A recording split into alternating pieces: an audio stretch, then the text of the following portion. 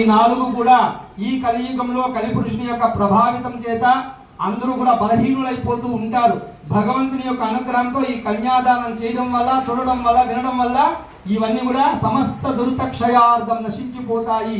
ఏమంటే పాపము, కథ అంటే హరించువాడు వెంకటేశ్వరుడు. సమస్త దురితక్షయార్థం. దశపరేషాం అంటే మీ పిల్లలు, వాళ్ళ పిల్లలు అంటే 10 తరాల వరకు. దశ పూర్వేషాం అంటే మీ ముందు 10 తరాలు. మద్వంశానాం అంటే మీ వంశం. మాతృవంశానాం అంటే అమ్మ వంశం. పితృనాం సర్వేషాం అంటే మీ దాయాదులు.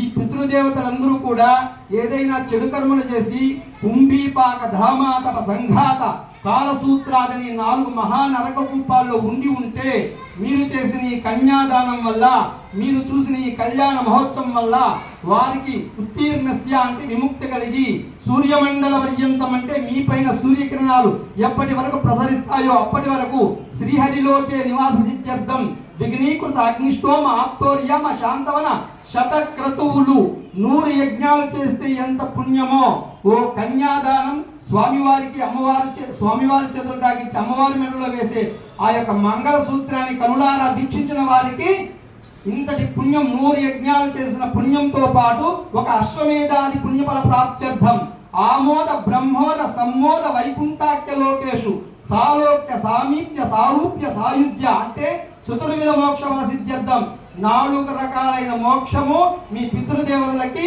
మీ వల్ల అనుగ్రహింపబడుతుంది.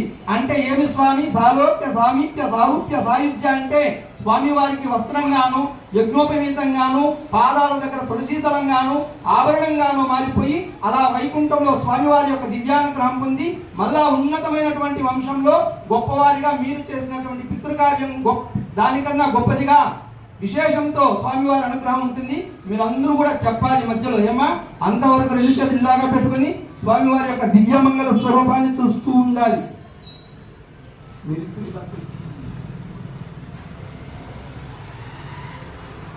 ఓం అభానందినీర్యస్య శ్రీమదాది నారాయణస్య అజింక్య సఖ్య ప్రియమానస్య మహాదలోక